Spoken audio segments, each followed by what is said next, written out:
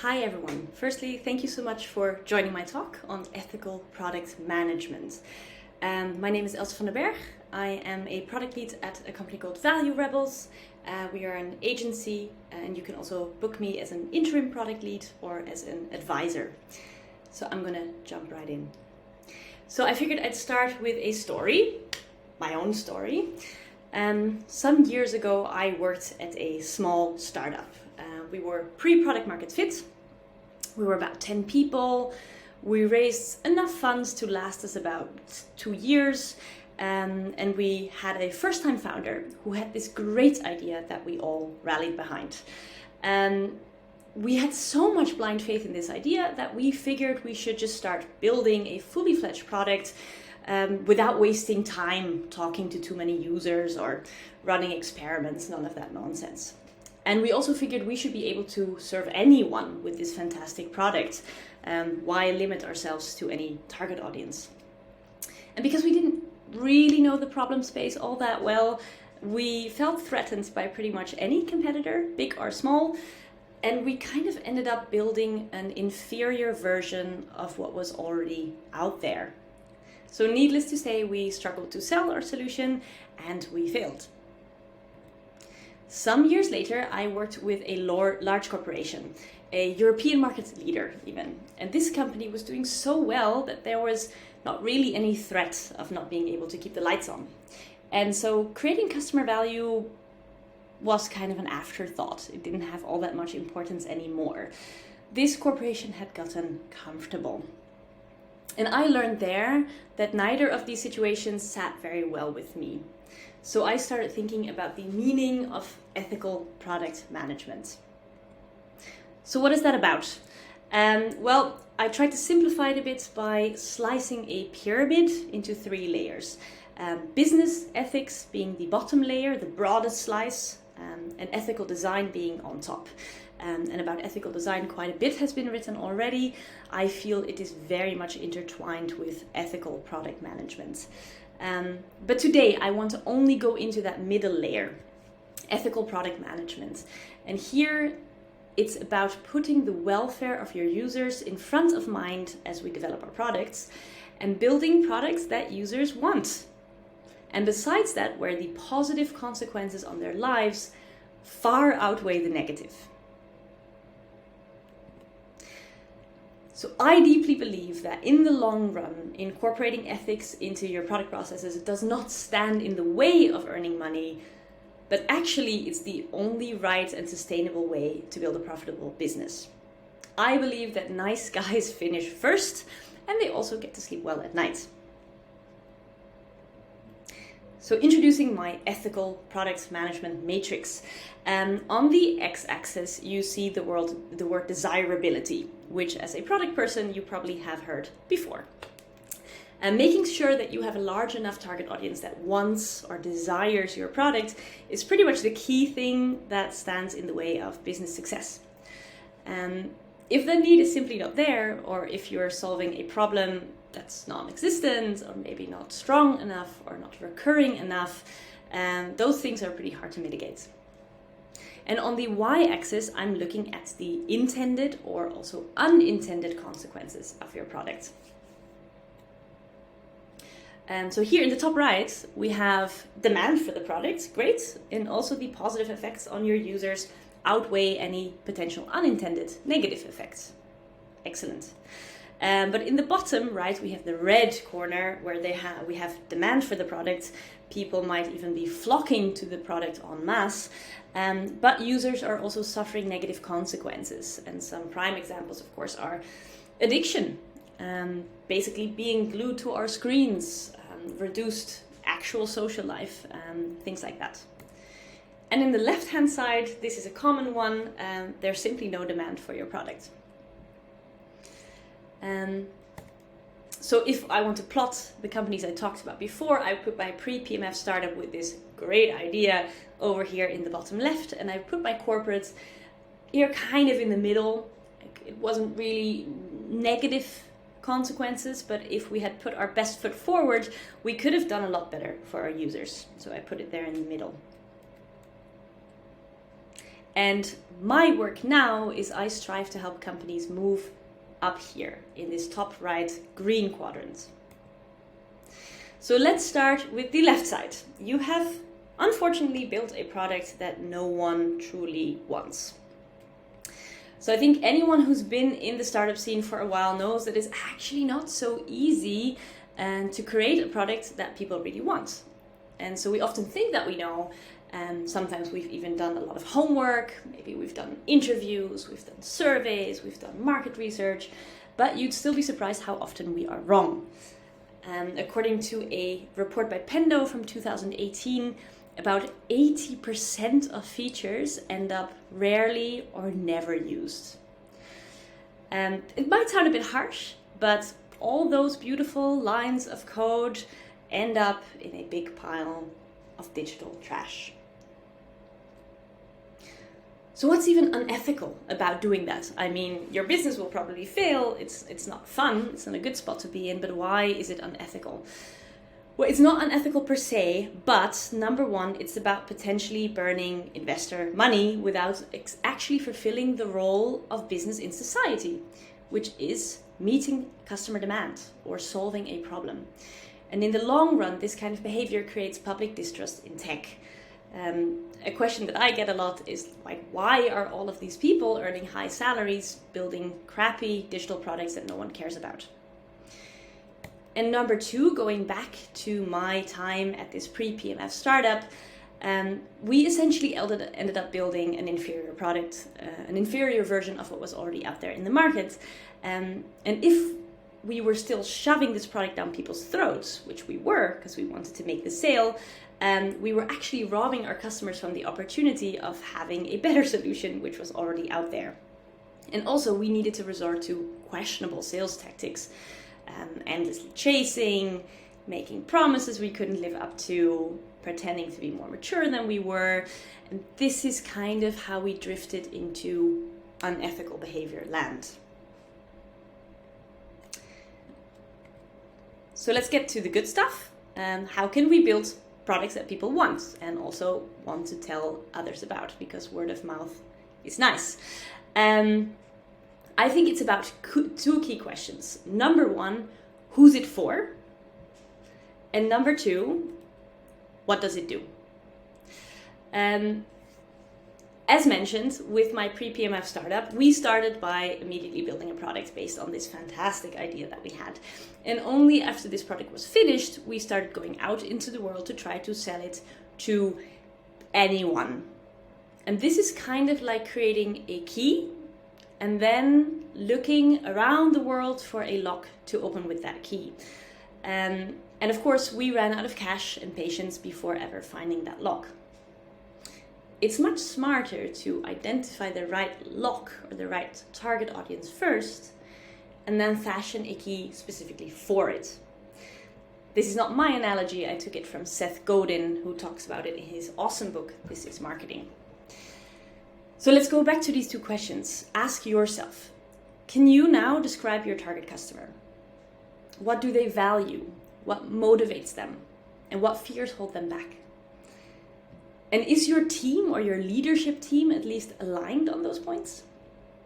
And do you dare to say no to customers who don't fit the bill?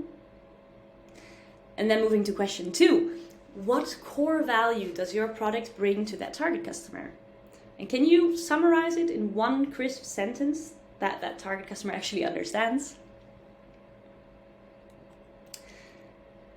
So there's a very good chance that you couldn't answer both those questions with a resounding yes, and you're not the only one. It's very common, but it also means that if you do want to get to that upper right green quadrant, you have some work to do, and that work is called discovery and validation. The classical starting point for discovery is interviewing, where you have this big benefit that you can just talk to customers, you can let them speak freely, and therefore you can learn a lot. It's great at this early stage when you don't know so much. It's also great to keep doing it continuously. The big downside, of course, is that it's pretty difficult to get to statistical significance doing that. You might speak to 10 or maybe even 50 customers, but that number is still far from representative of your actual target audience. So you can follow up with surveys where you can maybe reach sample size and get to statistical significance. However, humans are inherently bad at self-reportage, and you should never ever take what anyone says at face value. There are many studies about this. I won't dive in. Just take it from me that that's true. So you should move into validation, where you test things out in the real world. Some examples there are marketing tests. For example, you build a landing page with a wait list and you see how many people sign up. Or product tests, classical A/B tests, feature stubs, split tests, etc. In the middle, there's also co-creation there. Co-creation, I think, is a cornerstone also of ethical design. And it's a very good way to ensure that you're building something that is of value to your users. So the more you move from the left to the right, the more expensive these tests are going to get, and also the stronger the evidence strength is getting. So the key is to kind of build up as you become more confident about your assumptions. Let me move myself. So I'll move myself. I just went over this really bird's eye view, but if you want to learn more, I wrote a guide on discovery and validation. You can scan the code up there on the top if you want to read it or download it. And if you want to learn more about how to do customer interviews, I have a template for that as well, which is the second code.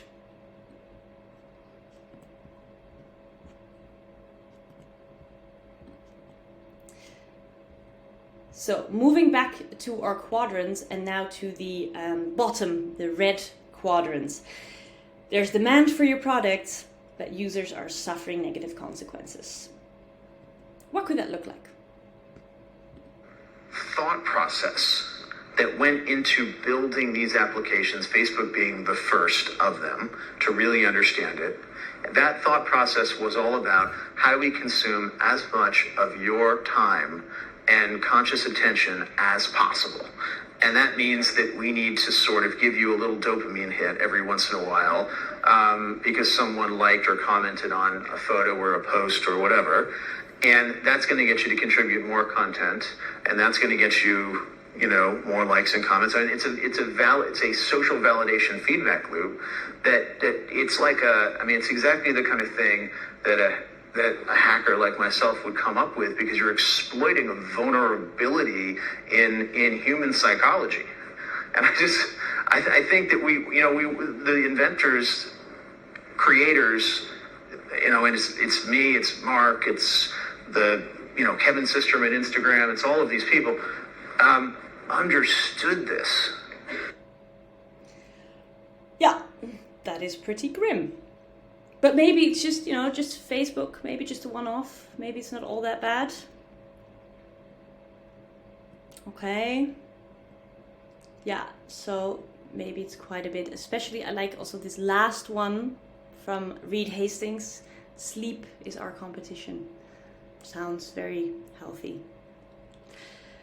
So we definitely see a trend of companies purposefully employing techniques that will generate revenue that definitely have negative consequences for users and are built to do that. So maybe you've heard of this, the hook model. It's a relatively simple model which allows businesses to change customer behavior by creating recurring actions around their products or services. And this is very successfully employed by companies such as Instagram, WhatsApp, Twitter, or now X, YouTube, and many more. And this hook model was very nicely described in the book Hooked, How to Build Habit-Forming Products by 𝗫𝗫𝗫𝗫. And the hook model starts with the trigger. That's the thing that initiates the behavior. It's usually starting externally, so it's like an email or a push notification that reminds you to do something. All of these things that get really annoying when they are used in abundance. But if done very well, this whole model, then in the end the trigger becomes internal. And that's of course the company's dream. Netflix no longer needs to remind you to start watching, you do it all on your own. The action is the behavior that you as a user need to execute to get a variable reward.